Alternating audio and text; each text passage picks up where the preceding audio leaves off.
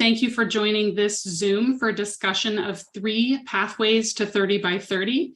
My name is Melanie Schlotterbeck, and I will be moderating this session today for Friends of Harbors Beaches and Parks.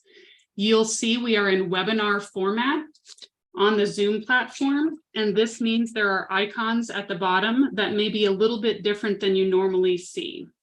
Bienvenidos, gracias por unirse a este Zoom para una discusión de 3 iniciativas de 30 por 30. Mi nombre es Melanie Schlotterbeck y moderaré esta sesión hoy para Friends of Harbors, Beaches and Parks, amigos de puertos, playas y parques. Verá que estamos en formato de seminario web en la plataforma Zoom. Esto significa que los iconos en la parte inferior pueden ser un poco diferentes de lo que normalmente ve. So as you can tell, everything's being translated into Spanish. In fact, every slide has yellow text to match English version of the content. So if you need interpretation services, please click on the globe icon and select Spanish. Muy bien, como puede ver, el contenido de hoy se está traduciendo al español. De hecho, cada diapositiva tiene texto amarillo para que coincida con la versión en inglés del contenido. Si necesita servicios de interpretación, haga clic en el icono del globo terráqueo y seleccione español. And I've just moved Mercedes into the Spanish. Acabo de mover la Mercedes al canal en español. Si necesita asistencia con los subtítulos, eso también está ofrecido en la parte inferior de la pantalla. Puede hacer clic en los subtítulos o en el icono de subtítulos durante la presentación de hoy. Vamos a estar aceptando preguntas y respuestas a través del icono de preguntas y respuestas. Si hace clic en él, tiene la opción de hacer una pregunta escribiendo en la casilla, seleccionando si desea que su pregunta sea anónima y haciendo clic en la flecha enviar en la parte inferior derecha. Finalmente, se producirán interacciones limitadas durante el Zoom en el chat, tal como está solo utilizado para transmitir información importante a nuestros participantes. Si usted necesita enviar algo a nosotros, por favor, haga clic en el icono de preguntas y respuestas y envíelos. Por favor, envíe todas las preguntas a los panelistas a través de la función de preguntas y respuestas. El evento de hoy se está grabando y publicando en Amigos de Puertos, el canal de Friends of Harbors de YouTube. Si se pierde alguna parte, necesita ver algo de nuevo, o se registró pero no pudo asistir, este taller completo estará disponible en línea. Bueno, ahora que tenemos todo lo básico, quiero reconocer que el estado de California existe en un territorio ocupado por más de 110 tribus reconocidas a nivel federal y más de 70 tribus no reconocidas a nivel federal. Las tierras han sido administradas por naciones indígenas desde tiempos inmemoriales. Estas tierras y aguas tienen importancia para los pueblos indígenas de California. El trabajo de Amigos de Puertos, Playas y Parques se centra en las tierras ancestrales de los pueblos Ayamachen, Juaneño y Tongva, Gabrieliño. Rendimos respeto a los pueblos indígenas cuya tierra fue colonizada por la fuerza y reconocemos la importancia de la relación tribal para el pasado, presente y futuro de la tierra.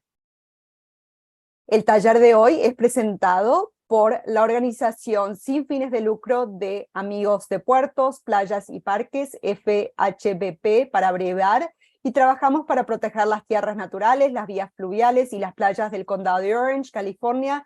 Estamos agradecidos por la subvención que permite que estos talleres estén disponibles.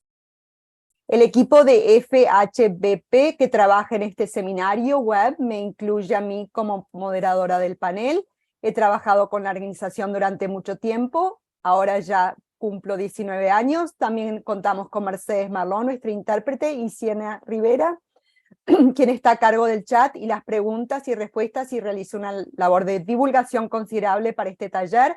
Esta serie está en asociación con la coalición Power and Nature de todo el estado que coordina el esfuerzo de base para 30 por 30.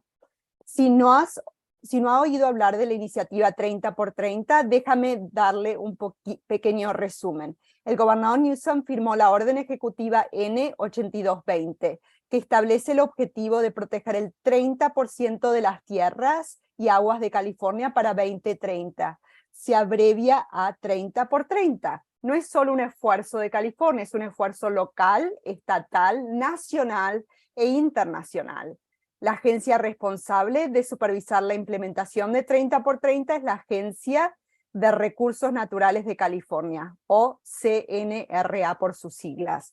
Hay 3 pilares para 30 por 30 que incluyen la biodiversidad, el acceso a la naturaleza y la resiliencia climática.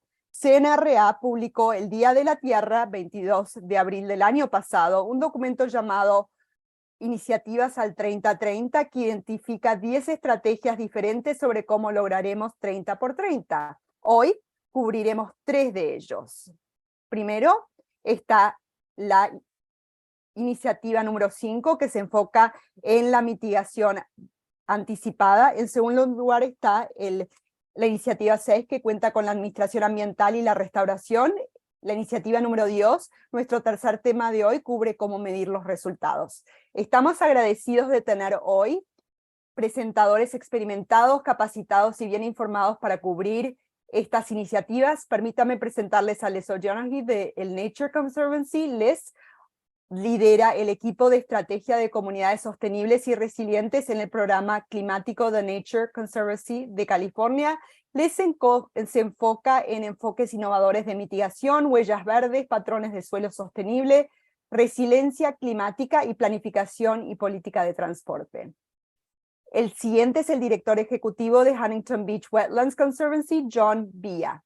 John tiene un máster con énfasis en gestión de tecnología. Ha desarrollado y gestionado estrategias, objetivos y presupuestos a nivel de empresa, división y departamento. Sus antecedentes y experiencia cubren logística, gestión de contratos, negociador senior y propiedad intelectual en entornos aeroespaciales, electrónicos de consumo, gestión de PI y universitarios. Tenemos 2 por el precio de 1 con la Green Info Network. Dan Rademacher dirige un equipo de analistas, diseñadores y desarrolladores que trabajan para 80 a 100 grupos al año, incluidos los que se dedican a la conservación del medio ambiente, la tierra y el agua, la salud pública, la justicia social y la filantropía. Las especialidades personales incluyen comunicaciones y mensajes estratégicos, narración de historias basada en datos, diseño de interacción para la web, diseño visual para impresión y presentación, redacción de textos publicitarios, intersecciones innovadoras de datos fidedignos y fuentes emergentes de datos abiertos. Y también de Green Info Network está Amanda Kochanek, quien lidera una variedad de equipos de proyectos con un enfoque en la recopilación y el análisis de datos. Las especialidades personales incluyen la organización de proyectos y datos complejos, la identificación de sistemas para la automatización y los análisis demográficos. Con mayor frecuencia, sus proyectos involucran análisis demográficos, equidad en el acceso a parques y espacios abiertos y reducción de la exposición de los jóvenes a productos de tabaco y publicidad. Estamos encantados de tener estos 4 presentadores con nosotros hoy. Cada tema de presentación tendrá unos 20 minutos para cubrir su iniciativa y responder algunas preguntas. Les recomendamos que agreguen sus preguntas en la ventana, la casilla de preguntas y respuestas, para que podamos rastrearlas allí. Anticipamos mucho tiempo al final también para preguntas y respuestas. Así que no se desanime si su pregunta no se responde de inmediato. La primera es Liz con la iniciativa número 5 sobre mitigación anticipada. Liz, adelante. Muy bien. Bueno, primero de todo quiero agradecer los amigos de Puertos, Playas y Parques, Melanie, que fue mi ídolo, y también Yesenia y Mercedes por su gran labor en todo esto.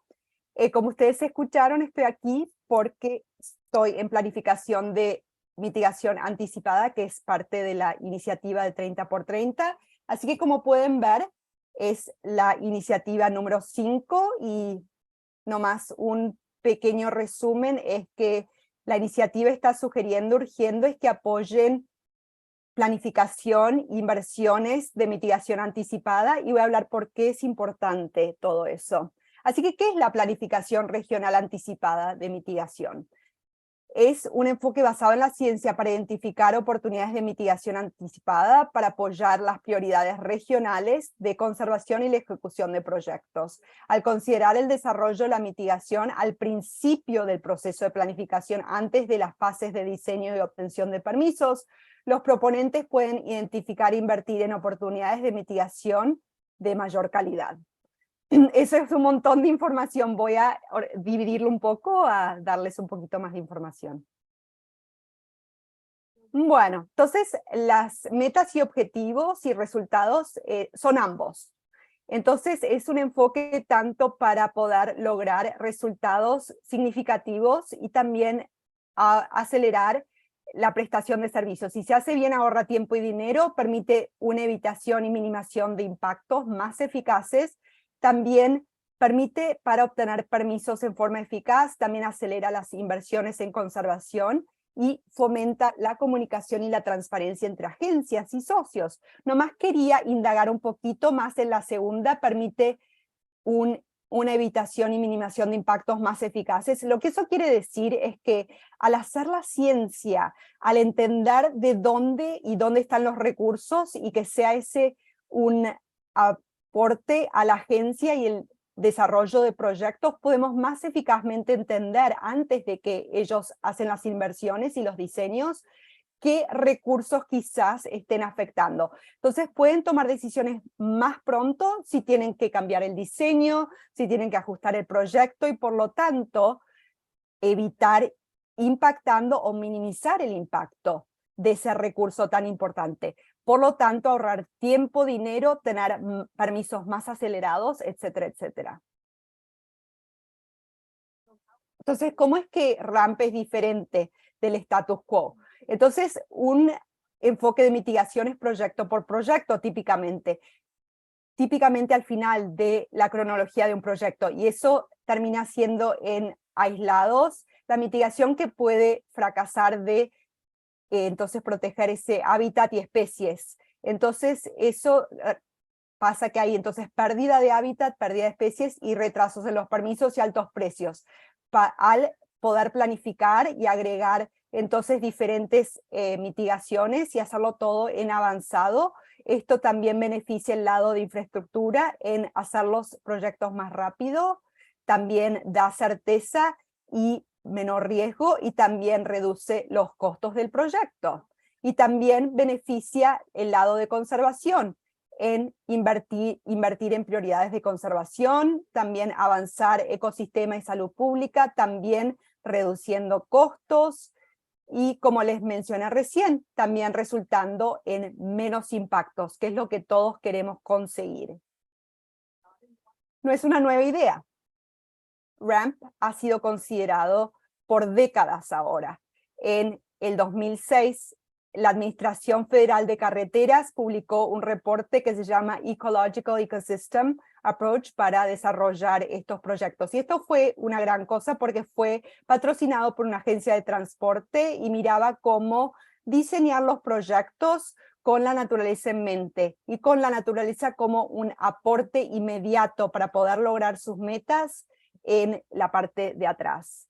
Así que California organizó un grupo de trabajo estatal y publicó en el 2012 un armazón para la mitigación anticipada, y en la mesa ahí estaban Caltrans, las agencias de tránsito y transporte, también Departamento de Recursos de Aguas y también agencias de aguas y todas las agencias regulatorias, el Departamento de Peces y Silvestres y todo eso, el EPA, todas esas organizaciones.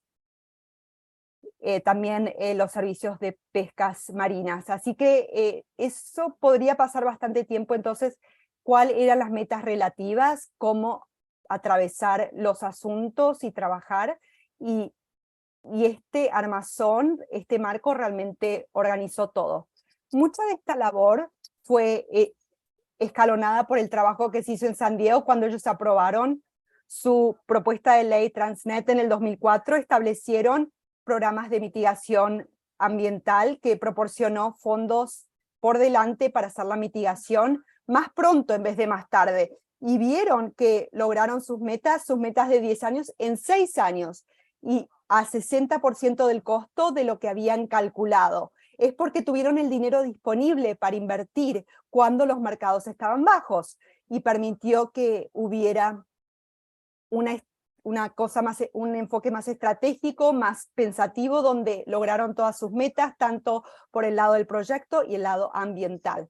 OCTA siguió en los pasos de Sandag y organizó un programa de mitigación ambiental de carreteras, y Melanie fue una de las arquitectas de eso en el 2006 como parte de su programa M2, y han visto beneficios parecidos y éxitos también. Y en el 2016, Caltrans estableció un programa de mitigación anticipada por acción legislativa. La legislatura aprobó esto por SD1 y proporcionaron 120 millones a lo largo de 4 años para capitalizar un programa de mitigación anticipada. Vamos a mirar un poco del trabajo que ellos han hecho desde ese entonces. Los fundamentos y herramientas son grandes. La mitigación anticipada está arraigada en el requisito de que debemos adherirnos a las leyes y reglamentos federales y estatales, y los armazones, los marcos que han salido es planes de conservación de hábitat a nivel estatal y federal, también estrategias regionales de inversión en conservación y acuerdos de crédito de mitigación, que son instrumentos para avanzar en la mitigación anticipada. También bancos de mitigación y conservación son fundados en invertir ahora para créditos más tarde, y también similarmente con programas en lugar de tarifa. Entonces, una cosa quiero decir, que estas leyes son duraderas, son muy bien detalladas en lo que son los requisitos, y más a lo largo de los últimos 10 años ha habido un reconocimiento y una importancia colocada en la conservación de también la mitigación de paisajes y escala de paisajes. Y alguno de los desafíos ha sido cómo explícitamente identificar formas que las entidades pueden hacer RAMP, pero que están anidadas en estas leyes, porque esas son las políticas, los reglamentos, las autoridades que tienen las agencias regulatorias, pero la ciencia está demostrando que las especies y hábitats están mejor cuando son planificadas a escala de paisaje. Muy bien, por el lado izquierdo hay un mapa de el plan de conservación de comunidades naturales, cómo proteger las plantas que existen en el estado de California. Por el lado derecho hay un mapa de las estrategias de inversión que son aprobadas o en desarrollo. Así que NCPP y NHS han estado por décadas en existencia y son increíblemente exitosos. Son muy difíciles de hacer, pero cuando el final, cuando es prestado, es realmente mitigación lista para usar, es la forma más útil, más eficiente para el proceso de permisos, y también NCPPs son patrocinadas por gobiernos locales, entonces hay mucha participación. RCIS son estrategias regionales de inversión de la comunidad, están en vigor desde el 2016, así que vemos las etapas iniciales de todo eso, así que pueden ver casi 11 millones de acres que son cubiertos por RCIS existentes o planificados, y hay también pautas ahora que están llegando y siendo lanzadas en la primavera para mostrar cómo estos acuerdos de créditos de mitigación pueden llegar, así que está en las etapas tempranas ahora. Como les mencioné, RAMP tiene mucho trasfondo, muchos antecedentes en la ciencia, así que es un proceso de planificación integrado basado en la ciencia a escala del paisaje. Estas cosas son duras. La mayoría de los planificadores se enfocan en su propio mundo. Esto requiere que ambas agencias de infraestructura y los planificadores de conservación planifiquen juntos. Por el lado izquierdo son los proyectos de planificación y por el lado de información de conservación. A veces se superponen y a veces no, estos dos. Muy bien, pero aquí pueden ver un proceso gradual para establecer el programa RAMP. Entonces empezamos con identificar proyectos de infraestructura planificados, porque esto es un programa de mitigación. Realmente hay que saber cuál es la meta, qué proyecto se está tratando de apuntar. Así que gracias a Caltrans Distrito 7 estamos mirando a sus mapas de la evaluación de necesidad de mitigación anticipada, lo hacen en todo el estado, y esto es en la región de Los Ángeles, y pueden ver, ven pequeños rayitas, puntitos amarillos, esos son los proyectos de tránsito, así que ellos identifican esos, y también identifican mucha información de conservación. Algunos son fundamentales para incluir, como hábitat crítico, recursos hídricos, conectividad del hábitat, y ese tipo de cosas es información que van a estar en el futuro, como áreas de peligro de inundación, también resiliencia climática, y esa conectividad permite también el refugio de clima. Entonces Caltrans nomás es una imagen rapidito de los datos que han recopilado. Miran todo el conjunto de información que es importante para la mitigación y también importante para hacer que su sistema de tránsito sea resiliente y contribuye a las prioridades de conservación. Una vez que tengan la información de conservación y los proyectos de transporte, de tránsito, cualquier otro proyecto puede hacer modelos para superponer los proyectos, las huellas del proyecto de tránsito. Me voy a enfocar en eso, en los modelos de hábitat existente, nos ayuda a predecir impactos potenciales y determinar las necesidades de mitigación para proyectos planificados. Esto no es solo para un proyecto, es para muchos proyectos. Entonces puede agregar y predecir con algún nivel de orden de magnitud de lo que necesita.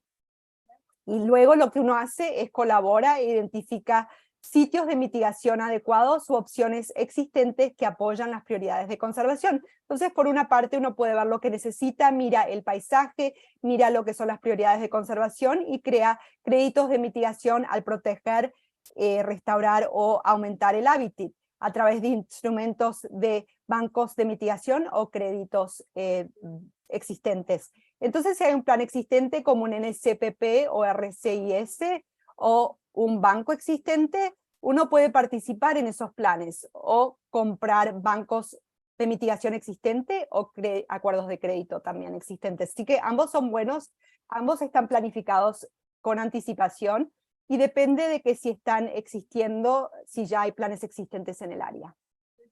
Entonces, este es un ejemplo de lo que estamos tratando de conseguir. Esto es hipotético, un ejemplo.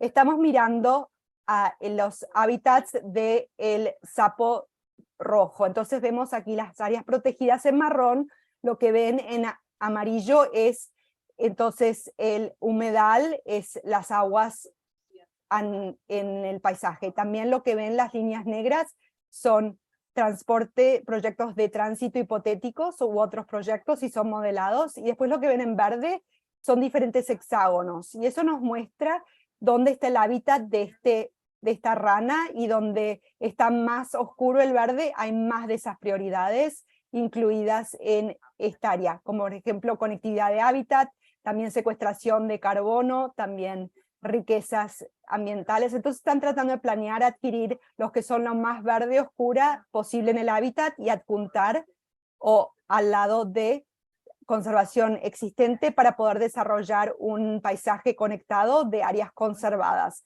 Una vez que esa conectividad ya existe, hay mucho mejor oportunidad y probabilidad que la especie va a persistir y la mitigación va a ser exitosa.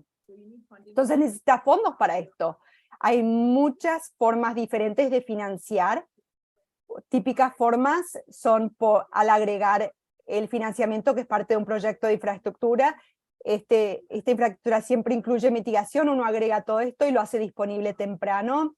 En el estado de California, el Caltrans programa es financiado por SB1, también hay financiamiento regional como SANDAG o CTA, también hay impuestos sobre las ventas del condado y también infraestructura estatal, financiamiento de infraestructura estatal. El financiamiento es posible, es un poquito más difícil privado.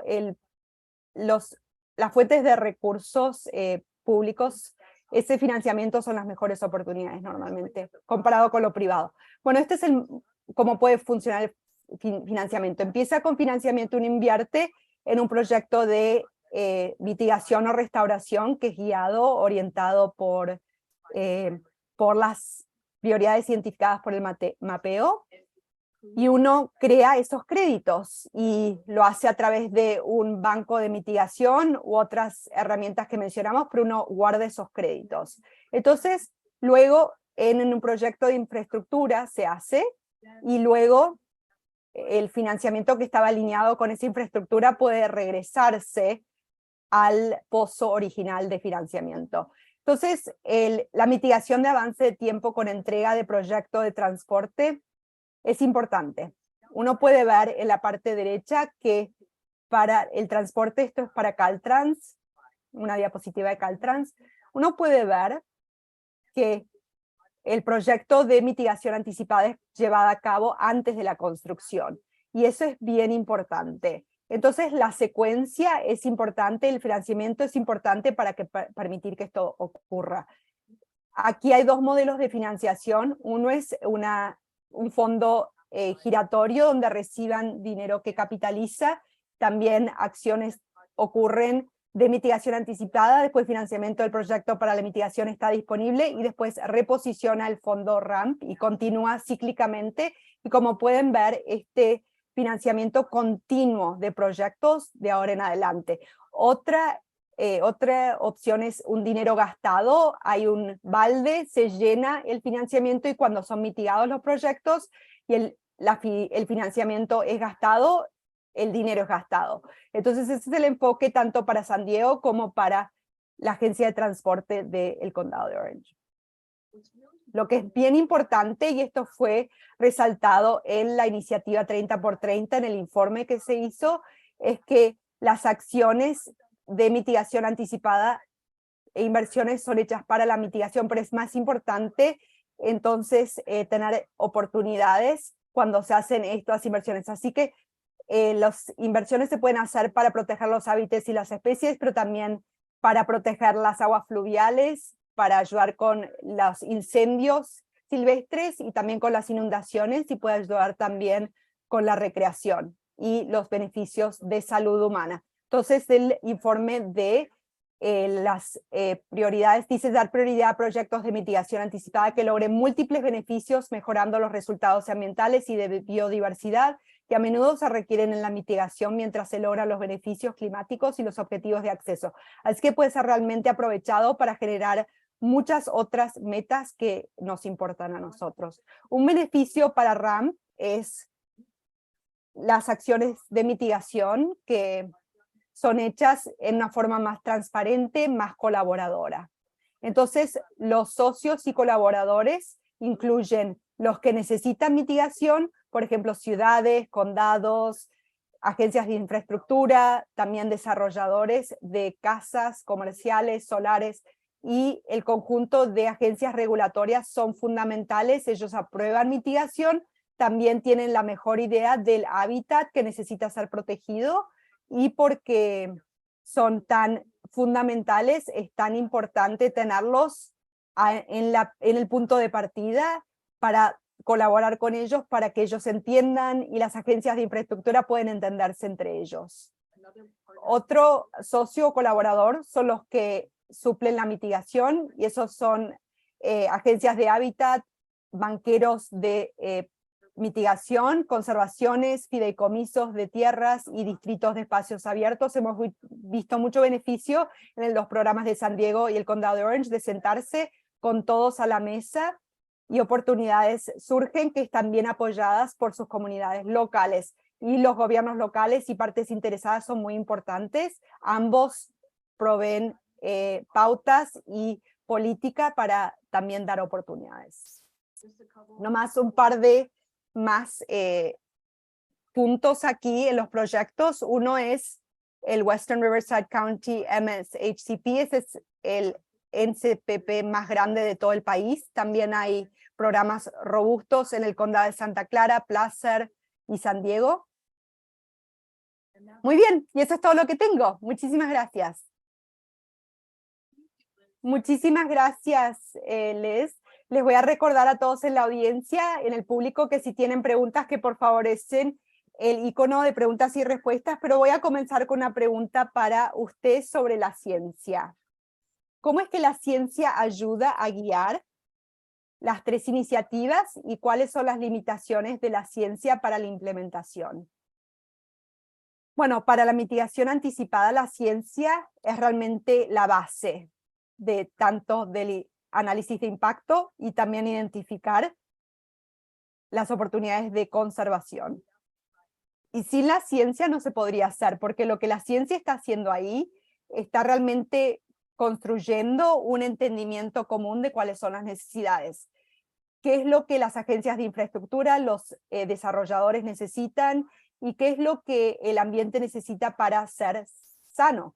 Entonces, también lo que está ocurriendo en la colaboración de todo esto es que la gente se sienta alrededor de la mesa para compartir información, para estar de acuerdo en lo que es lo más importante, para entender lo que son los co-beneficios, para ampliar la base de apoyo y también realmente tomar decisiones. Entonces, las limitaciones son que la data es solo tan buena como la fuente. Entonces, los datos son usados para planificación, también para entender lo que sea necesario, entender lo que son las prioridades de conservación, pero para la mitigación tiene que haber certeza.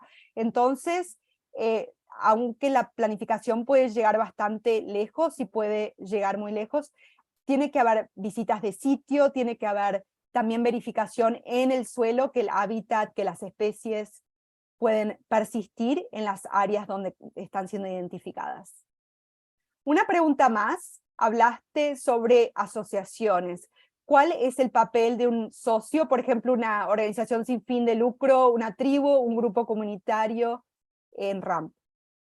Entonces las personas que viven ahí, son parte de la comunidad, conocen el paisaje muy bien. Realmente hay 2 papeles. Uno es proporcionar retroalimentación de las oportunidades para la inversión, para la protección, para la restauración. Realmente son los mejores lugares. También pueden brindar apoyo y ampliar el conocimiento de la comunidad del valor y los beneficios de esto. También pueden levantar una bandera roja, donde digan, no, esto no es un buen lugar, tiene que haber más. Así que realmente es muy, muy crítico estar sintonizados con los grupos comunitarios. Y voy a agregar uno más y es el más importante, así que lo hemos visto tanto en el programa de OCTA y también de SANDAG, es que las personas vienen tanto a agencias regulatorias como las agencias de infraestructura con oportunidades. Aquí hay una propiedad, un terreno que hemos querido conservar por años, necesitamos más financiamiento, nos pueden ayudar, y hemos visto celebrados parcelas que han sido adquiridas a través de la mitigación y puestas en protección permanente, duradera, que todos están felices de haber conseguido, así que realmente es una oportunidad de aprovechar la experiencia, la pericia de las comunidades locales y la confianza de ellos en los lugares que ellos viven. Una pregunta de parte de Bárbara. ¿Hay negativos en este enfoque y tienen alguna precaución de usar entonces esta mitigación anticipada? Hay muchos negativos que han sido identificados y porque ha estado aquí por años en existencia, ha habido muchos desechos para no tener esos negativos. Uno de los negativos es de no poner demasiado, no planeen tan precisamente. Entonces no es para un proyecto, no es como que vamos a mitigar ahora solamente para un proyecto en el futuro, porque entonces básicamente estamos decidiendo ahora para los impactos y la mitigación que va a ser en el futuro. Pero no pueden hacer eso, tienen que hacerlo por muchos proyectos diferentes y uno los agrega. Uno se dice, bueno, voy a necesitar como este rango de hábitat para estos proyectos múltiples en el futuro, y entonces uno adquiere esos hábitats, esos créditos, y pueden ser utilizados para proyectos en el futuro, pero no es preciso. Entonces, si un proyecto no ocurre, está bien. Uno tiene esos créditos para otros proyectos. Si otro proyecto necesita más, está bien. Uno lo tiene, así que es más como una vista que va lanzándose de a poquito en adelante, así que eso es, creo, la preocupación más grande. La otra preocupación es que estos planes tardan mucho tiempo y toman mucho trabajo, así que realmente tiene que haber un apoyo dedicado para realmente ver que se cumpla y para atravesar los problemas que sean bien complejos. Así que conocimiento institucional es bastante importante con el cambio de personal, así que es otro papel que las organizaciones sin fines de lucro pueden jugar. Sé que hay otras preguntas en las preguntas y respuestas, vamos a llegar al final si tenemos tiempo. Voy ahora a pasar a la próxima diapositiva y presentarles a John de la trayectoria número 6, que es restauración ambiental y también conservación. El Huntington Beach Wetlands Conservancy ha estado trabajando en la costa de Orange County, así que John, adelante. Buenas tardes, mi nombre es John Díaz, soy el director ejecutivo. Nosotros somos una de las pocas o únicas estuarios de California que es apropiada por una sin fines de lucro 5013. Así que quizás desafíe un poquito esto porque el trabajo que ha hecho con Banning Ranch, pero quiero nomás para llegar al punto, hemos comprado la propiedad y ya la hemos restaurado, así que así nos diferenciamos de los diferentes grupos. Entonces lo que voy a estar hablando hoy yo es sobre la iniciativa 6, vamos a hablar sobre expandir y acelerar la restauración y administración ambiental y la función principal de restaurar paisajes degradados, vías fluviales. Y estos son los 3 temas que vamos a estar revisando hoy en referencia a el tema 6 del plan 30x30. Cómo nosotros hemos convertido 127 acres de relicto de humedales salinas de regreso a humedales totalmente influenciados por mareas exitosamente, trabajar con varias agencias, cómo y cuándo llevarlas a la conversación y planificación, y también cortar la cinta verde, esa iniciativa que es un nuevo programa que está siendo administrado a través de California Department of Fish and Wildlife, que hay todavía muchas agencias tratando de entender cuál es su parte en el proceso. Así que eso va a ser muy importante también al revisar este tema. Entonces, nuestra misión siempre ha sido adquirir, restaurar, mantener y educar al público sobre los acres que hemos adquirido. Hemos estado en existencia por 37 años, hemos restaurado 117 acres a un humedal, hemos adquirido, hay un error tipográfico, 48 acres adicionales que vamos a estar restaurando en los próximos 3 a 5 años. Nuestra misión ahora va a estar cambiando a restaurar, mantener y educar, porque ya hemos adquirido las últimas piezas de propiedades que ya podemos restaurar a humedales. Antes eran 2.900 acres preexistentes, Banning Ranch y nuestra propiedad comparten ese estuario, entonces aquí, así que por la cantidad de lo que ha ocurrido en Huntington Beach, con el flujo de agua marina, en cerrar también la parte del río de Santa Ana, se secó toda esta propiedad que hay ahí, así que tuvimos que hacer varias cosas para poder restaurar nuestros humedales.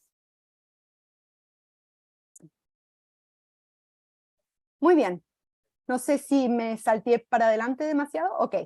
Bueno, cuando llegamos como grupo, éramos un grupo de ciudadanos preocupados, inquietados. Nosotros nos convertimos en una 5103 en 1985 y nuestras tenencias actuales son 191 acres, así que $8,5 millones para comprar la propiedad, otros 10.2 millones hasta la fecha para restaurar lo que hemos restaurado, y nos va a tomar otros 9 millones para restaurar el pantano Newland una vez que recibamos aprobación para eso. Entonces, ¿cómo es que convertimos 127 acres? Bueno, empezamos con mirar esta área en el sureste de Huntington Beach.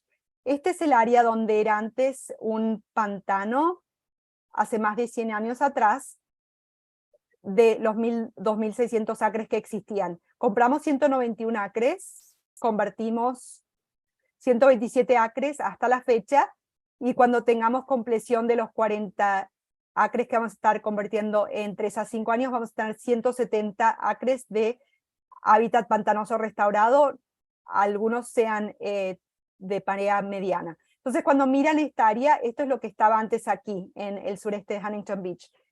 Esos son los acres de 2.900 que había, entonces ahí iban, cuando terminemos nosotros van a ser menos de 6%, va a ser restaurado.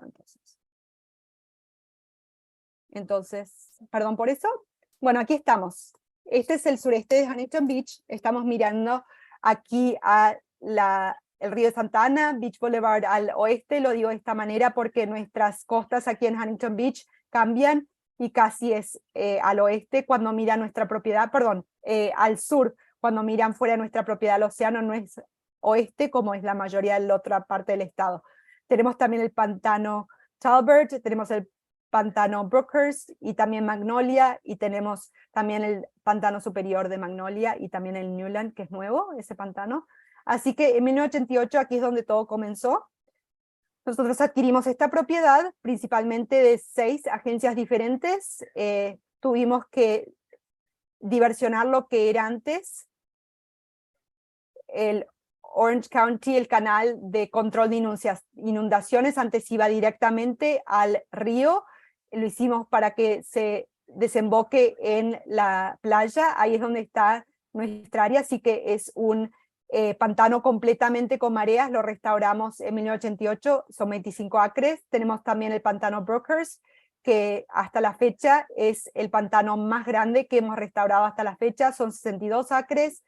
Las repetimos, hicimos lo mismo, tuvimos que restaurar esta área porque ya no era un pantano, tuvimos que poner todos los canales, edificar todas las islas y también desarrollar el muro que era parte del canal de inundaciones, y entonces lo hicimos eso en el 2006, 2008.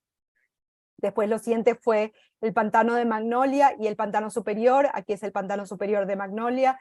Lo hicimos en el 2008, 2010, un total de 40 acres. Como el pantano de Brookhurst, también tuvimos que cavar todos los canales, tuvimos que reparar el muro para tener la influencia de mareas. Es un fluyo reverso porque nuestra agua viene del sur aquí. Por el pantano de Talbert tiene que ir para el oeste se llena hacia el sur en nuestros pantanos. Así que tuvimos que desarrollarlos de una manera que podamos asegurar que tengamos completamente aguas de mareas altas, mareas bajas, que están en el Océano Pacífico. Así que entonces, aquí es lo que estamos mirando ahora. Esto en realidad es el pantano, entonces, Brookhurst. Esto fue recién adquirido hace 2 años atrás. Nos tomó muchos años para trabajar con esto. Hemos estado trabajando desde el 2005 para adquirir estos acres. Esto ha sido adquirido de Caltrans. Pudimos completar esa adquisición hace 2 años atrás. Hemos podido trabajar en el plan de ingeniería al diseño de 30%, lo hemos completado, hemos comenzado el proceso para obtener financiamiento para el proceso de permisos que esperamos conseguir para el 1 de junio de este año, y luego van a ser otros 18 meses una vez con los permisos para conseguir la conclusión del proceso de permisos y llegar al 60-70% diseño para comenzar restauración en 2025-2026. Va a ser un periodo de 2 años porque tenemos que preocuparnos por las estaciones de nidos. Vamos a estar trabajando en Newland Oeste primero, después esperar hasta que venga la estación de nidos, y después vamos a comenzar en Newland Este para asegurarnos de que ya tengamos hábitat para los pájaros de nidos que vemos en nuestros pantanos. Entonces, trabajando con agencias, ¿cómo y cuándo llevarlas a la conversación y planificación? Bueno, tráiganlas, que se integren lo antes posible. Algunas de las cosas que también vamos a hablar es que cuáles son algunos de los asuntos con los que tenemos que abordar, que es diferente si uno es un condado estatal a propiedad de pantano, porque somos responsables de mantener estos como una entidad privada. Entonces, en 11 de octubre de 2022, 25.000 galones de petróleo derramado afectaron los humedales nuestros, y nosotros tuvimos suerte, acabábamos de haber trabajado 2 años antes con OSPR, una recuperación y prevención de derrames de petróleo. Es una agencia que nos dieron qué pasaría si hubiera un derrame de petróleo y no pudiéramos cerrar la embocadura, cómo pararíamos el flujo de petróleo de aguas salinas contaminadas. Y aquí ven un sistema de boyas, es lo que practicamos. Poco sabíamos que 2 años después iba a haber un derrame de petróleo, y trabajando con OSPR, con CDFW y el condado, tuvimos tuvimos las boyas entonces, y también apartado la desembocadura dentro de 24 horas, así que tuvimos solo 2 mareas altas de agua contaminada que entraron en el pantano, en vez de continuamente teniendo aguas marinas que entraron en esos pantanos que tuvimos, en vez, si nosotros reducimos entonces la cantidad de agua de mar de esta manera. Así que poder conseguir que sus agencias estén involucradas desde un principio va a ayudar la planificación en el futuro. Y esto realmente funcionó para nosotros porque hubo este derrame de petróleo. Entonces aquí está, bueno, está aquí el 2 de octubre, es una cadena de eventos, nos notificó la ciudad a las 2 de la tarde, contactamos las obras públicas del condado de Orange a las 2:30, a las 4 notificamos el Departamento de Pesca y Vida Silvestre de California que OSPR iba a venir a desplegar en el humedal de Talbert. Para el 3 de octubre me notificó OSPR a las 12 de la mañana que ya estaban las barreras colocadas, después de 10 horas que fueron notificados, y para las 8 nos notificaron OCPW que la ensenada estaba cerrada, menos de 24 horas. Entonces, al conseguir que todas estas agencias estén involucradas, pudimos realmente minimizar el impacto de nuestros pantanos a pesar de que fuimos afectados. Otro evento que tuvimos el año pasado fue esta desembocadura. La ensenada fue cerrada casi por 4 o 5 meses. Esto fue debido a que nuestra desembocadura tiene mucha arena que entra por la parte de la boca de la ensenada. Estamos en dirección al oeste, entonces tenemos corrientes severas del mar y también tenemos mucha tormenta que arrastra a la arena y entonces bloquea la desembocadura. Lo que pasa es que al lado de nuestra desembocadura hay una reserva federal para los pájaros California Lizards. Nos obliga el Estado de California por la Comisión Costal y CDFW que no podemos poner ningún tipo de equipos ahí mientras que la estación de bebés de pájaros Lizard ocurre. A mí me notificaron el 12 de abril y desafortunadamente tardó un poco de tiempo que las agencias revisen todo esto, que revisen la documentación para tener el permiso de emergencia para las obras públicas del condado de Orange, y debido a eso no pudimos conseguir ningún tipo de equipo ahí porque las California Lizards ya se estaban presentando. Entonces trabajamos con varias agencias para poder tener flujo de mareas completamente ahí, porque empezamos a ver una muerte de peces, de también nuestros hierbas, pastos, muchas cosas que estaban yendo mal en nuestros pantanos. Entonces una de las cosas que hicimos es instalamos aireadores y bombas, y esto es en contrato con las obras públicas de Orange County, también el control de inundaciones, la ciudad de Huntington Beach, para poder instalar una bomba que quitaba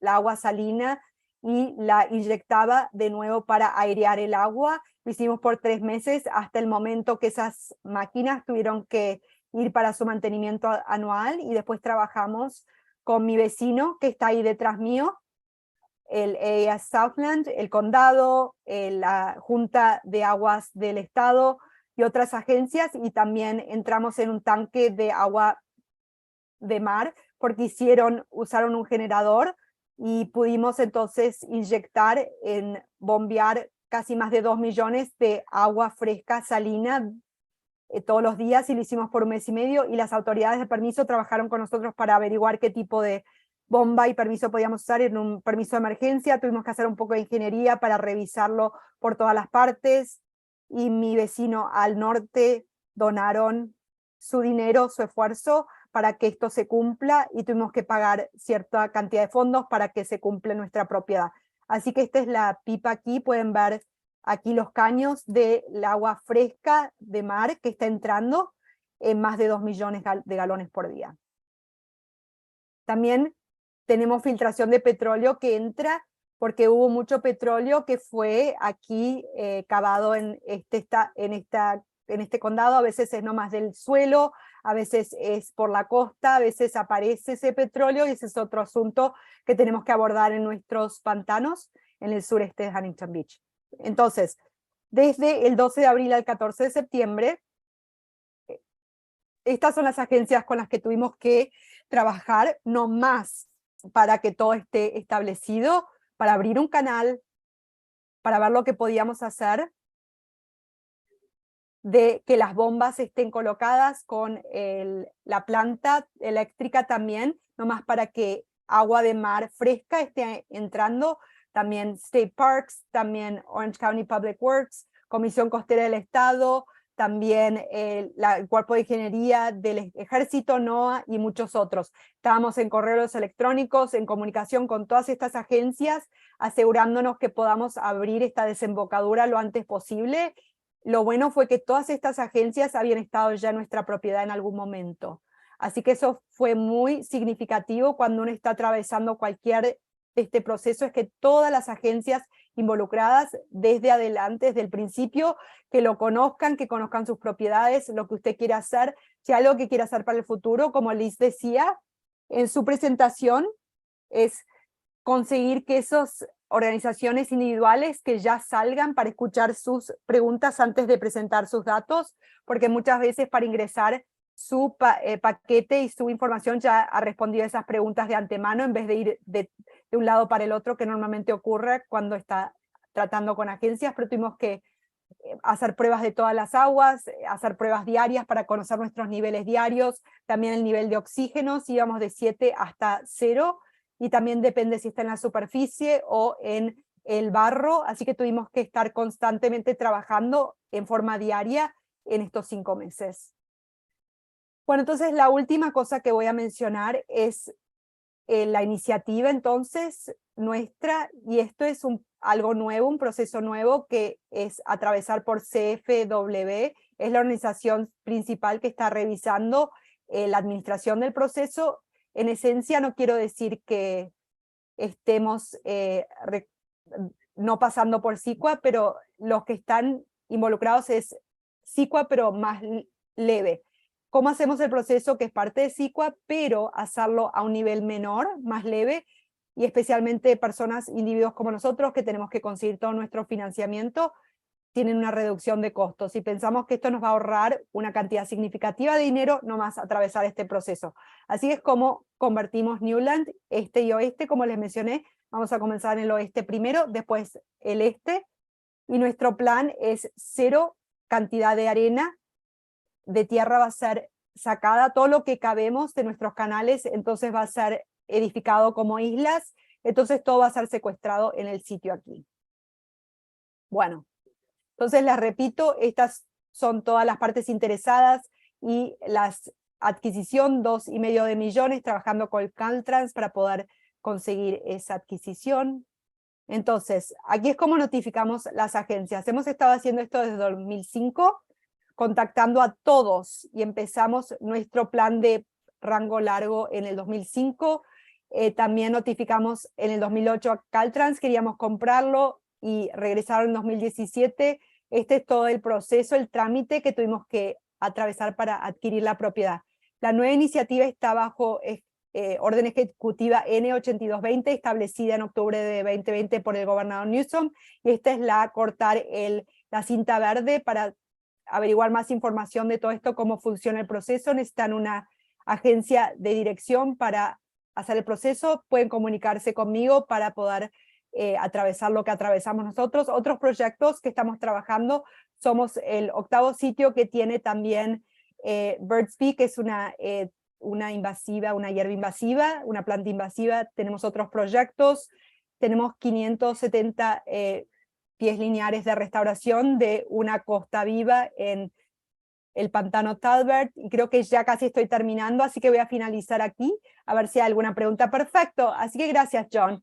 Un recordatorio a la audiencia que recuerden de que deben ingresar sus preguntas en la casilla de preguntas y respuestas, pero empezar con la primera pregunta. ¿Cuál es el desafío más grande para entonces restaurar estos humedales?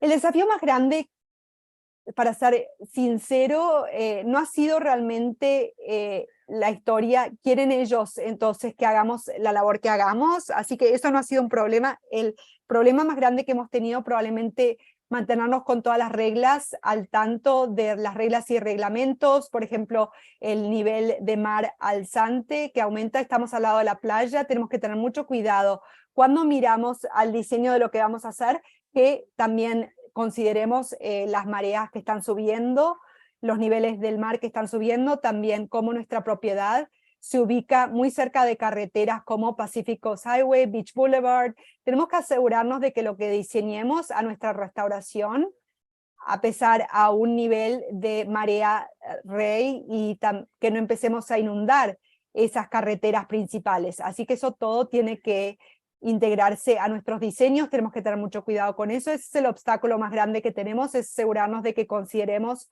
las mareas y los niveles de mar que están aumentándose. Una pregunta de seguimiento de el nivel y la altura que está aumentándose del mar. Entonces, ¿cómo es que estos humedales afectan? Es un área de lugar, digamos, para que el agua vaya, se desemboque. Cuando se desemboque el agua, naturalmente llena el humedal, el agua de mar. Entonces, el problema que tenemos en Huntington Beach, en esta área, las calles o las ciudades están a nivel de agua o hasta debajo del nivel de agua. Entonces, normalmente no tenemos una forma de capturar esa agua y permitirle que entre a un área, que es lo que hace nuestro estuario. Entonces va a inundar la ciudad. Entonces, como tenemos dos canales de inundación que se desembocan en nuestro pantano, cuando llueve en la calle, el agua se desemboca en el canal, se llenan los canales, van a los humedales, esos se llenan y después en la próxima marea baja sale de nuevo el agua al mar. Excelente. Bueno, muchísimas gracias por esta presentación, John. Vamos a seguir adelante a Green Info Network. Mi conocimiento es que Amanda va a ser nuestra presentadora principal, así que Amanda, adelante. Muy bien, gracias. Así que primero de todo, gracias a Friends of Harbors, Beaches and Parks, amigos de Parques, Puertos y Playas. Gracias a Les y John por sus presentaciones anteriores. Como fue notado, yo voy a estar repasando de cómo medimos los resultados, de que miran el trabajo que ustedes realizan, tanto con John y muchos de ustedes en la llamada. Así que hoy vamos a cubrir lo que es considerado conservado en 30 por 30 y un poquito de los antecedentes, mirando un nivel alto de cómo se mide todo eso. Entonces, ¿qué cuenta como conservado en 30 por 30? Hay dos temas principales que vamos a repasar hoy. Y el primero es: las tierras deben tener protección permanente. Entonces, para poder ser contados en 30 por 30 necesitamos durabilidad de esas protecciones, necesitamos una tarifa o una protección permanente. También tenemos que estar en los bases de datos estatales, en el inventario de esas tierras que están cubiertas por entonces ese tipo de cosa y protección. Así que un segundo elemento es que las propiedades protegidas también tienen que proteger biodiversidad, así que eso está siendo medido por esos códigos de brechas. Entonces código GAP 1 o 2 califican como propiedades que son protegidas y contadas hacia el 30% en las metas de 30 por 30. Esos son los temas que vamos a estar atravesando con más detalle hoy. Bueno, entonces, una cosa que quería comenzar, hablamos pronto sobre CPAD y CCD. Estas son dos bases de datos estatales que son manejadas por Green Info Network. Tenemos mucha información en línea en cieland.org sobre eso, pero las áreas protegidas de California es donde tenemos protección tenemos más de 1000 agencias en California que hacen eso. Entonces CPAD y CCED son entonces bases de datos colaboradores que recopilan información de todas estas agencias para que sepan que sus propiedades y terrenos estén ahí, pero también trabajan alrededor de ustedes para ver toda la red de todas las que existen en el estado de California. Las servidumbres son rastreadas en otra base de datos separada, esa se llama CCED, y la razón es porque las propiedades sostenidas en fee title y servidumbres son diferentes, ese tipo de propiedades, y hay diferentes niveles de sensibilidad sobre esa información, entonces son rastreadas en dos diferentes bases de datos. Algo importante que quiero notar es que hay tierras en tanto CPAD y CCD que son consideradas protegidas para el propósito de esas dos bases de datos, pero eso no quiere decir que necesariamente califican como el 30% dentro de 30 por 30. Un ejemplo de eso sería que CPAD también trata de inventorizar todo, digamos, recreación, entonces va a haber cosas como un campo de béisbol, un parque municipal que no va a contar para la biodiversidad, pero son extremadamente importantes lo que el Estado debe hacer para su población en general. Entonces es importante notar que uno necesita estar en CPAD y CCED para poder ser parte de 30 por 30 del inventario, pero no si está en esos dos, no quiere decir que automáticamente está contado para ese 30%. Cuando hablamos a la biodiversidad, estamos hablando sobre eso. Entonces, un poquito más sobre CEPAD y CCD. Es pensado que son los mejores bases de datos en todo Estados Unidos. Contribuimos nuestra información a PAD-US, las áreas protegidas, las bases de datos de Estados Unidos. Así que el elemento de California viene de CEPAD y CCD, que es traspasado al esfuerzo nacional para que los incluya. Pero habiendo dicho todo eso, hay, como les dije, miles de agencias y organizaciones sin fines de lucro trabajando activamente todo el tiempo para proteger más tierras en todo el estado. Así que es una base de datos activa, viva. Hay cosas que todavía nos falten, hay cosas que estamos trayendo en línea en este momento, así que siempre estamos felices de escuchar, sabemos que mejoramientos son necesarios, así que si saben que se necesitan mejoras, necesitamos ayuda de parte de ustedes. Vamos a darles un poco de repasos de cómo se puede hacer todo eso, y siempre estamos disponibles. Me pueden enviar un correo electrónico, una llamada, una nota. Al final del día el mensaje aquí es que dentro de esta iniciativa de medir los resultados necesitamos la ayuda de los grupos en esta llamada y también por todo el estado que están protegiendo las tierras para que estén apropiadamente representadas en estas dos bases de datos. Así que necesitamos la ayuda de parte de ustedes. Así que cosas para buscar. Cuando mejoramos los datos, tenemos webinarios más profundos, que tenemos también apoyo 1 a 1 individual, pero queremos darles varias maneras que permitimos que las personas nos den la información.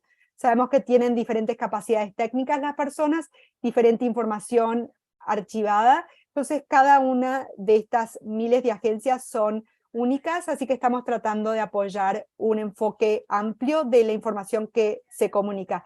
Así que si tienen datos GIS, si los conoce, está cómodo, podemos aceptar. Si tienen ya mapas existentes, como John y Les mostró, podemos trabajar con esos para definir sus propiedades. Si ustedes tienen también números de parcelas, APN, todos esos son aceptables, métodos que podemos aceptar para trabajar con ustedes, para usar para reafinar o incluir sus propiedades y las dos bases de datos. También tenemos una aplicación en línea de mapas, si quieren visitarla, consultarla en línea, en un mapa, no quiere trabajar en GIS, este es el método donde puede usted mirar un mapa parecido a Google Maps, buscar, identificar su propiedad para asegurarse de que esté incluida. Como les dije, cada uno de ustedes son una organización única, con capacidades únicas, así que siempre estamos felices de comunicarnos con ustedes y trabajar individualmente para apoyar todo eso con ustedes. Bueno, entonces eso realmente es la primera mitad. Recuerdan que hablábamos, si quieren ser contados en 30 por 30, si tienen propiedades que deberían contar el 30%, asegúrense que estén incluidos, si tienen que estar en CEPAD y CCD. El segundo elemento es que 30 por 30 tiene un enfoque en biodiversidad. Entonces, para poder hacer eso, la medida que es usada es el código de GAP, y los que son código de GAP 1 2, en una escala de 1 a 4, son los que se consideran a contar hacia ese 30%.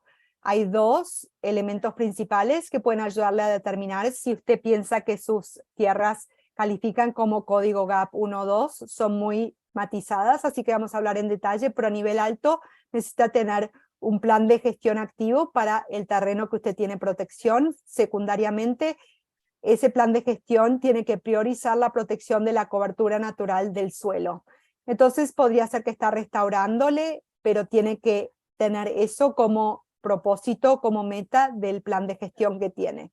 Entonces, si usted ha revisado a los datos de 30 por 30, que ha sido publicado por CNRA, y probablemente ha visto problemas, ¿no? Quizás tiene tierras ahí, quizás faltan tierras, quizás hay tierras que están correctamente representadas o no.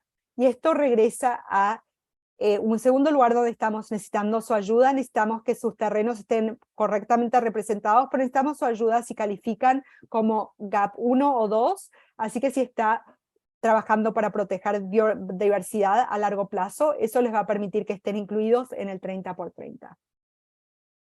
Entonces, yo quería hablar sobre el hecho de que si ustedes han revisado 30 por 30, los datos que se publicaron por CNRA que han tenido disponible en línea, si han empezado a revisarlo, si hicimos una asignación de GAP original, esa asignación de GAP se ha incorporado con datos para tierras federales, para servicio BLM, estas agencias grandes que trabajan en forma federal, y la razón de eso es porque PAD-US ha podido asignar códigos de GAP para esas propiedades más grandes, al inferir del nombre quién es dueño de la propiedad. Entonces estos le permiten a ellos que identifiquen esencialmente y marquen los que son GAP 1, GAP 2 en el nivel federal. Esos han ingresado. El problema es que eso no funciona a nivel estatal o local, y eso es ya un problema conocido, pero lo que queremos hacer es que el sistema funcione para inventorizar los códigos GAP que estén en OCPAD, en OCSC, para que se reflejen en el sistema. Ahora lo que estamos diciendo,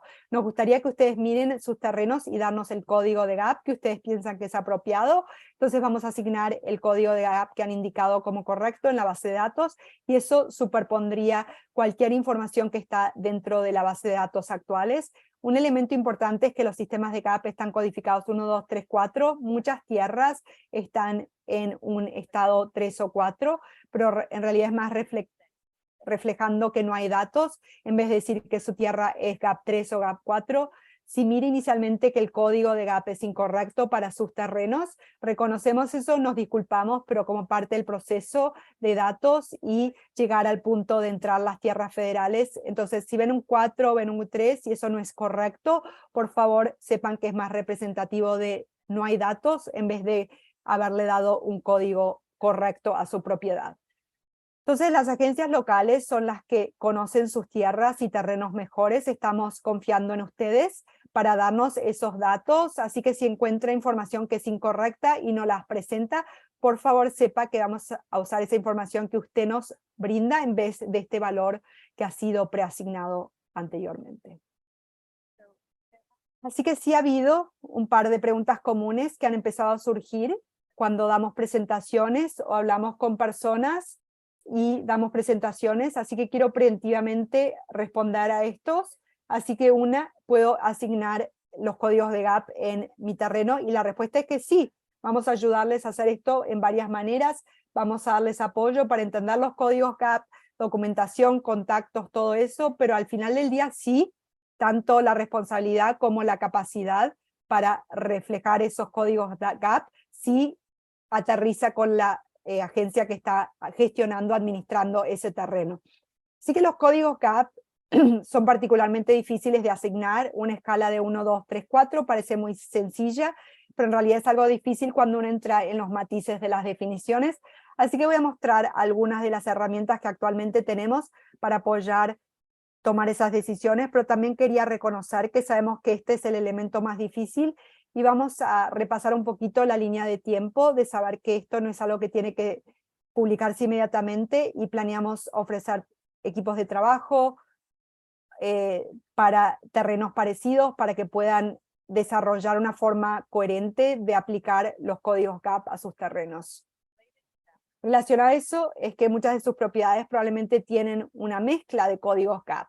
Entonces usted puede decir dentro de una propiedad que usted tiene una mezcla de los códigos GAP 1, 2, 3, 4, y nos puede decir cuál porción. Si quiere decir mitad de la propiedad, un tercio es código GAP 2 y el resto es 4, está perfectamente apropiado. Si un solo código corresponde o 98%, está bien solo que corresponda un código.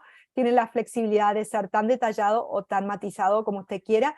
No estamos requiriendo que usted nos dé datos espaciales de dónde existe ese código GAP dentro de la propiedad. Si tiene 100 acres y 50 de esos acres son código GAP 2, no tiene que especificar cuál mitad de esa propiedad califica como ese código. Y la razón por eso es que los datos espaciales son muy difíciles para mantener, pero también probablemente no es algo que las agencias tienen la capacidad, tiempo o interés en desarrollar esos datos. Así que hemos desarrollado un sistema. Si nos da los acres de su propiedad, nos puede decir cuál porcentaje caen y se sitúan en cada código. Espero que eso simplifique las cosas para las personas, y estoy feliz de responder a cualquier otra pregunta de lo que surja en el futuro. Bueno, hemos desarrollado varios recursos, espero para ayudar a los grupos para comenzar a entender lo que está en las bases de datos actuales, y cómo darnos retroalimentación. Así que voy a mostrarles unas imágenes rapidito de todo esto. Sé que hay otros webinarios, otros sistemas de apoyo para los que quieran comunicarse, pero hemos desarrollado una caja de herramientas que está en cielans.org, es la sección de herramientas de 30×30, pueden ir y bajar la información para su agencia. Hemos tomado un subconjunto de CPAD y CCD para terrenos propiedad de una agencia, porque lo hacemos porque hay miles de registros. Si quieren toda la base de datos la pueden conseguir, pero cuando revisen las tierras, los terrenos, quizás quieran solo revisar su propiedad. Cuando tengan esa caja de herramientas, vamos a tener instrucciones ahí. Ya están en línea esas instrucciones, pero también tenemos archivos de GIS, así que el mapa en la parte izquierda está mostrando la preserva. Aquí pueden ver el parque grande en el límite verde, pero también las parcelas dentro de esa propiedad. Si usted siente que es incorrecto, si usted se siente cómodo en GIS, puede hacer los cambios, enviarnos sus datos, o en vez de decir, saben, tengo el mapa y quiero que ustedes infieran la diferencia, y pueden enviarnos los números de parcelas y podemos nosotros ingresar esa información. Si no quieren trabajar en GIS por alguna razón, no hay problema, tenemos también tablas de Excel disponibles para repasar una lista de sus propiedades con los atributos del nombre. Estamos pidiendo estas piezas claves que ustedes ingresen o revisen si ya existen, así que tengamos el tamaño correcto, la agencia correcta que gestiona la propiedad, si el público puede visitar, si no, o con restricciones, como por ejemplo un permiso, y también que tengamos el nombre apropiado del parque, de la propiedad, para que el público lo entienda más fácilmente cuando miren un mapa. Y después van a ver que hay información sobre códigos de GAP al final. Como les dijimos, tenemos colaboradores en línea de mapas, si quieren revisar los mapas pero no usar GIS. Esta es una imagen rápido de esta misma preserva en el área de colaboración de mapas, aquí en la parte derecha de la pantalla. Y aquí también tenemos un ejemplo de otros elementos dentro de la caja de herramientas. En la parte de arriba vemos las tablas, en esta parte vemos los datos de Nature Conservancy y vemos que tienen ellos como 45 propiedades, y hemos mencionado esos atributos claves de información, el nombre del parque o propiedad, si el público es permitido en la propiedad, y también el número de acres. Así que si usted, en este caso, sabe el tamaño de acres, puede revisar esto para ver si es cerca de lo que uno esperaría. Y aquí en la columna G pueden ver el enlace a los colaboradores mapas. Fueran a hacer clic, verían el mapa de la diapositiva anterior, va a ir a la aplicación y va a hacer zoom para llegar al terreno mismo. También somos sensibles al hecho de que las personas quizás no quieran trabajar en ese ambiente tampoco, así que ofrecemos lo que les muestro ejemplos aquí en la parte inferior, que son mapas PDF. Si usted prefiere solicitar eso, les podemos enviar mapas PDF de cada una de sus propiedades. Así que si fuera a hacer eso, nosotros agruparíamos el PDF y lo publicaríamos en línea, porque no queremos que la caja de herramientas que no sea tan grande. No están ya ingresadas, pero sí están disponibles. Así que pueden ver aquí en la parte derecha una propiedad de Cal Fire, y hemos mostrado las parcelas dentro de esa propiedad que son consideradas protegidas como una propiedad de título de tarifa, y también en la parte izquierda es una conservación de Cal Fire. Pueden ver aquí el límite de toda la propiedad, del límite de la servidumbre, y también las parcelas individuales para referencia. Así que espero que estas diferentes opciones les dé formas para tanto revisar los datos y enviarnos información de regreso también para corregir o para incluir. Una cosa importante es que las cajas de herramientas se establecieron para poder tener actualizaciones semanales. Si les enviamos información, esa actualización se hace lo antes posible, depende de cuántas actualizaciones tenga, el formato que llegue su información, pero no es inusual que podamos hacerlo dentro de ese plazo de 2 semanas. Lo que podemos hacer es enviarles una nota que hemos hecho sus correcciones. Si quieren revisar, pueden volver a bajar la caja de herramientas y van a ver la versión refrescada de los cambios que usted solicitó. Esto no es una versión viva en público, nomás es una forma de que usted lo revise y que hayamos interpretado su información correcta. Podemos trabajar juntos en una forma iterativa para los que necesiten esa ayuda. Y lo último que quería comentar aquí es la cronología para esto. 30 por 30 obviamente es un segmento más largo de tiempo, así que quería hablarles sobre las fechas claves, los objetivos para cumplir, así que CEPAD y CCD son publicados 2 veces al año. En este momento estamos trabajando en lo que es la publicación 2023A, que es CEPAD, CCD con todas las correcciones que hemos hecho en los últimos 6 meses. Esta información va a estar en otra avenida que ustedes bajen toda la base de datos de todo el estado, todos los cambios que hemos hecho son publicados y reflejados a cualquiera que use esos datos. Esa información no va a ser usada por CNRA en una actualización porque su próxima actualización está planificada hasta el final del 2023. Así que no tiene que hacer la fecha límite del mayo 2023 para darnos la información para ser mostrados en la última actualización de 30 por 30. Entonces, les estamos dando 2 opciones.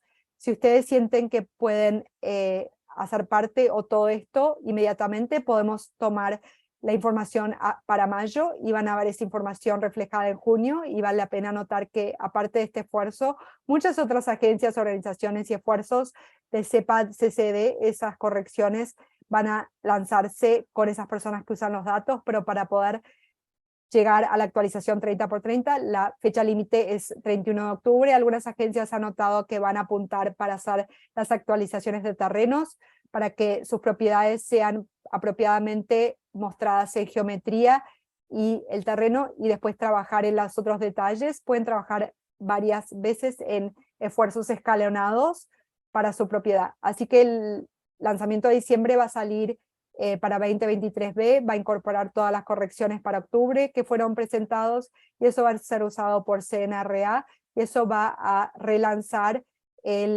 la capa actualizada aquí en el enlace que está brindado aquí. Creo que ese es el resumen breve de lo que quería cubrir. Quiero dejar tiempo para preguntas, ya que sé que las personas han tenido muchas preguntas relacionadas. Sí, hay un par de preguntas con esto. Una de las preguntas que Pam me está preguntando es Green Info Network cobrando por este servicio, y es la asistencia, yo creo, con identificar, etiquetar las tierras protegidas. No, nosotros trabajamos con ustedes, tenemos un presupuesto y un orden de trabajo con CNRA para hacer este trabajo, así que el tiempo que pasamos con ustedes no está facturado ni nada. Pero sí, completamente reconocemos que es tiempo y esfuerzo en su parte, así que por eso es que somos lo más flexibles posibles. No quiero que recreen o hagan trabajo nuevo. Si ya tienen mapas, podamos quizás trabajar ya con ellos. No cobramos por nuestros servicios, así que esperemos que podamos facilitar todo el trabajo que tengan que hacer. Muy interesante la pregunta de Bárbara de las tribus locales. Aparentemente a una tribu local en su geografía que esté interesada en la adquisición de tierra por la financiación de 30 por 30. ¿Qué tipo de protección duradera necesita tener establecida para calificar como conservada? ¿O hay opciones? Sí, entonces, definitivamente esta es una pregunta crítica, clave, que estamos refiriendo a CNRA con expertos tribales ahí, intermediarios allí. En términos de CEPAD y CCD, nosotros solo incluimos esas propiedades que son tribales si es solicitado por las tribus mismas, porque técnicamente no son tierras públicas ni accesibles o apropiadas, a menos que las tribus quieran que se incluyan, pero son fundamentales al éxito de California y habladas como elemento de 30 por 30, pero no necesariamente son bien reflejadas a través de códigos GAP. Entonces, esencialmente, son mejores avenidas que debemos atravesar, y eso probablemente va a ser con el personal de CNRA para poder contar todas esas apropiadamente. Si no estamos tratando de ingresar esos en el sistema de GAP o CCD, queremos reconocer que son definitivamente diferentes y fundamentales. Muy buena información. Otra pregunta de Aubrey es: ¿las propiedades son propiedades de agencias o propiedades privadas? En CEPAD tenemos una mezcla de que si son protegidas para espacios abiertos, conservación, recreación, propósitos de ese tipo, vamos a tener una combinación de tierras privadas sin fines de lucro, un número de cosas, especialmente dentro de servidumbres, un número significativo de ellas, propiedades van a ser privadas, propiedad privada con servidumbres públicas, una mezcla. Entonces voy a darle el lugar a audiencia pública en términos de preguntas que no llegamos o que han entrado desde que las presentaciones se han terminado. Yo voy a comenzar con una pregunta de la mitigación anticipada. ¿Cuánto duran los créditos de mitigación y es posible que se venzan al final de ciertas administraciones gubernamentales? Liz, es para usted. Pensé que ibas a responder a esa. Los créditos de mitigación no se vencen, son lanzadas por las agencias regulatorias una vez que los bancos de mitigación o realizan ciertas medidas de rendimiento, y si es un banco de mitigación o conservación pueden venderlos una vez que han adquirido los acuerdos de crédito de mitigación. Las pautas están siendo finalizadas ahora, pero esos créditos no vencen tampoco. Lo que es muy importante porque cuesta mucho dinero y toma mucho tiempo invertir en la conservación, en la restauración y en la protección. Entonces, si hay una fecha límite para 5 años, los créditos se vencen. Eso no da mucha incentiva, ¿no?, para esas inversiones. Y para los bancos de mitigación y conservación en particular, tienen planes de conservación, CCPs, hay mucha labor que se hace para crear esos créditos y crear esos planes, y mucho esfuerzo en las agencias regulatorias para asegurarse de que estén de acuerdo con todo esto, así que es bastante sólido. Muy bien, gracias. Una pregunta para John, específicamente para Huntington Beach.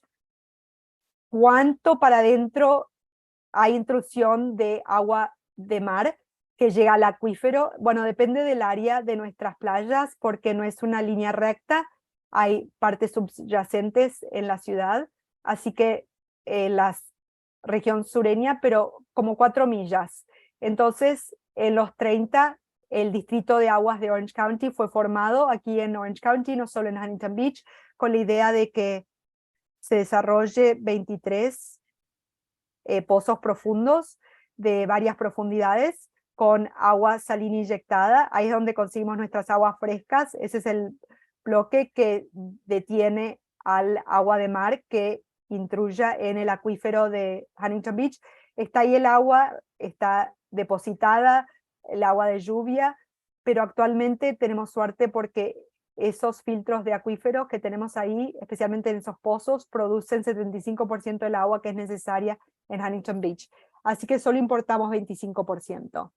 Así que esos fueron desarrollados en los años 30, nomás para detener al agua de mar que intruya entonces en el área de Huntington Beach. Entonces, regresando a Amanda, estamos salteándonos por todas partes. En este momento, Bárbara tiene una pregunta sobre conservación, las tierras de servidumbre y el proceso que usted explicó en su presentación, si corresponde o está delineado de alguna manera. Sí. Entonces, las servidumbres deberían ser reflejadas a través del CCD o las bases de datos de servidumbres de California. Debe ser notado que faltan varios terrenos, es mucho más difícil descubrir, revelar dónde están y los términos de cada servidumbre, así que hay que asegurarse primero de todo que esté en esa base de datos y podemos agregarlo definitivamente a usted, y una vez que estén ahí ingresados, tienen el mismo proceso de asignación de código de GAP y ahí se decide si van al 30% de 30 por 30 o no. Y una pregunta más para Liz, en la mitigación anticipada, ¿cuán dinámica son los datos subyacentes que crearon las RAMPs? Entonces aprendimos sobre el estado de especies, ubicación, niveles de riesgo o necesidades de adaptación local. El RAMP se adapta. Debería adaptarse porque si hay un requisito para la mitigación, no puede ser solo basado en datos que fueron adquiridos y creados en mapas estáticos. Hay que ir en el suelo para ver lo que está pasando en el suelo, lo que está reflejado en los datos. Por esa razón, idealmente hay un proceso dinámico por el cual esos datos es constantemente actualizado. Las fuentes de datos no están actualizados constantemente y son diferentes. En algunos casos hay actualizaciones a bases de datos de especies que ocurren mensualmente, y hay también bases de datos, fuentes de datos que son estáticos por un par de años. Así que realmente es un por caso, así que lo que es importante es que lo que está reflejado en un programa de RAMP esté reflejado de las condiciones existentes y futuras también. Así que tiene que haber mucha intencionalidad y entendiendo lo que debe ser protegido. Muchos de los cambios se tratan de conversiones, quizás hay hábitat que ha sido convertido a un desarrollo o ha habido restauración activa que literalmente ha cambiado el hábitat de tierras altas a humedales, así que es muy importante todo eso, pero tiene que haber mucha labor que entre en estas herramientas en línea que permita esa actualización dinámica y eso no ocurre todo el tiempo. Muy bien, gracias. Yo ahora voy a señalarla, Amanda, a las preguntas y respuestas y puede tipear su respuesta ahí al terminar porque sé que ya estamos acabándonos el tiempo. En este momento quiero decir gracias a Amanda y a Dan y a John por las presentaciones de hoy en las iniciativas de 30 por 30. De nota particular aprecié el componente de mapa porque soy una persona con licenciatura en geografía y mapas, así que eso siempre me entusiasma. Quiero también ofrecer cosas adicionales, aquí estamos. Perdón, podemos pasar a la próxima serie de talleres. En caso de que no se haya enterado, amigos de puertos, playas y parques, está patrocinando una serie de talleres cada mes en el cuarto jueves de 10 a 11:30, con la excepción de noviembre.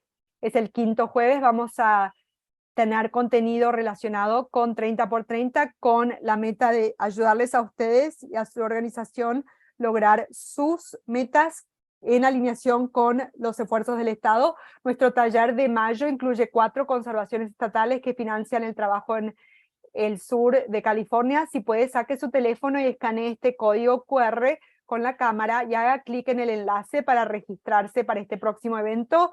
El enlace va a estar enviado también por correo electrónico y el enlace ha sido agregado también al chat, así que tenemos oradores del State Coastal Conservancy. Si están en un condado costal pueden asistir. También 3 conservancies de California: Santa Monica Mountains, Riverside Mountains y Coachella Valley Mountains. Esperamos verlos ahí. Estamos felices de agregarlos a nuestra lista de correo electrónico para futuros anuncios de talleres. Puede enviarnos un correo electrónico a community@fhbp.org e incluya su nombre y dirección de correo electrónico para su inclusión. No agregamos automáticamente a las personas sin su permiso explícito, y mantenga sus teléfonos fuera porque puede escanear este código QR o este enlace para ser agregado a la lista del Estado de correo electrónico de 30 por 30. La Agencia de Recursos Naturales de California proporciona contenido con seminarios web, subvenciones, programas, periodos de comentarios públicos, etc. Así que gracias a todos nuestros participantes por acompañarnos hoy. Todos los que asistieron, agradecemos su participación de hoy. Después de que se termine el webinario van a recibir una encuesta breve. Es bien fácil, espero que nos pueda brindar una mejor comprensión de cómo podemos mejorar estos talleres de hoy o futuros. Así que muchísimas gracias y espero verlos en mayo a todos. Cuídense.